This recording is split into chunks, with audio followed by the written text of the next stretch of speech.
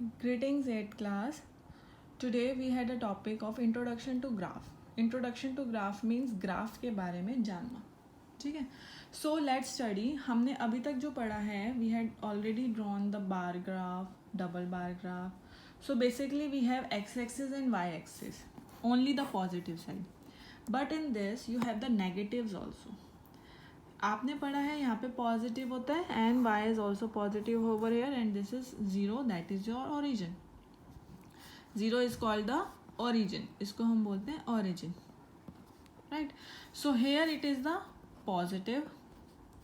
सो उसका अपोजिट होता है नेगेटिव. ये हमने इंटीजर्स में पढ़ा है कि positive, zero and negative. Similarly अगर y हमारा ऊपर पॉजिटिव है तो नीचे हमारा नेगेटिव है. This is called the Cartesian system. Now study the axis. Axis क्या होता है? Reference lines. Reference lines means जो दो लाइन्स आपस में इंटरसेक्ट करती हैं and making the angle of 90 degree. These are called the axis. Axis क्यों बोलते हैं हमें? क्योंकि इसको हम एक्स एक्सिस कहते हैं और इसको हम वाई एक्सिस कहते हैं.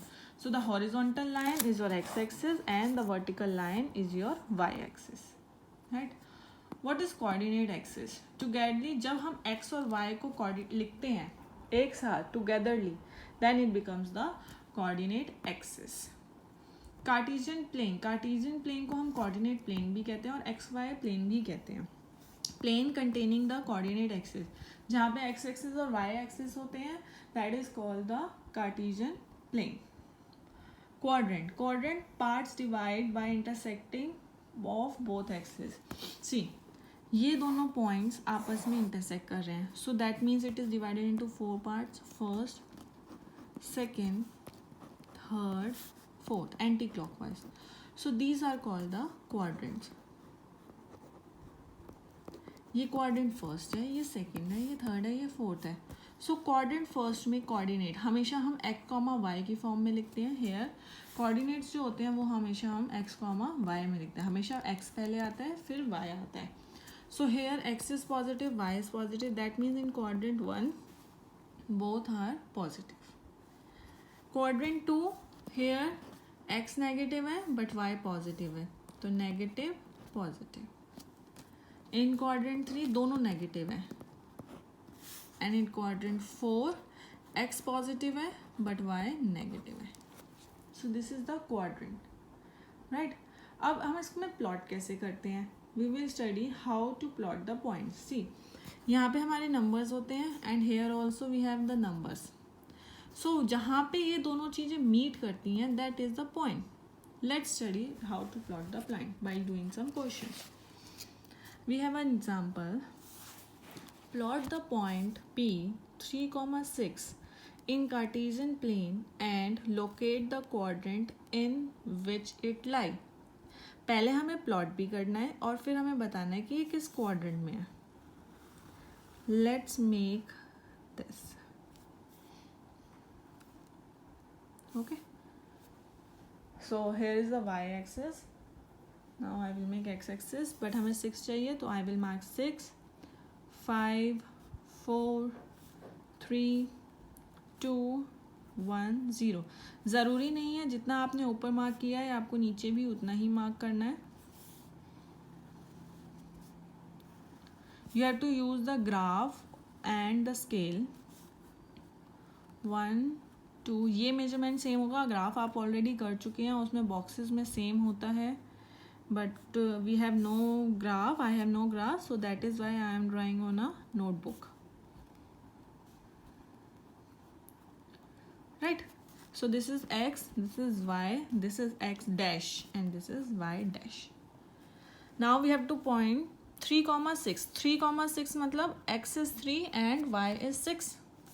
So x is 3 is here and y is 6 is here. See, अगर मैं इसको एक्सटेंड करूँ towards the north और मैंने इस x को एक्सटेंड किया towards this, so they meet at this point. This is point P 3,6. That is how we can plot the point. Now the question is locate the quadrant in which it lie. It lie in first quadrant. अगर हमें बिना graph बनाए बताना है, दोनों positive हैं और अभी हमने पढ़ा था जहाँ दोनों पॉजिटिव्स होते हैं, that is the first quadrant. Now next, plot the following on the graph. Again we have to make a graph and plot these points. So see how y-axis is 8 here. So let's start with 8, 7, 6, 5, 4, 3, 2, 1, 0. -1, -2, -3, -4.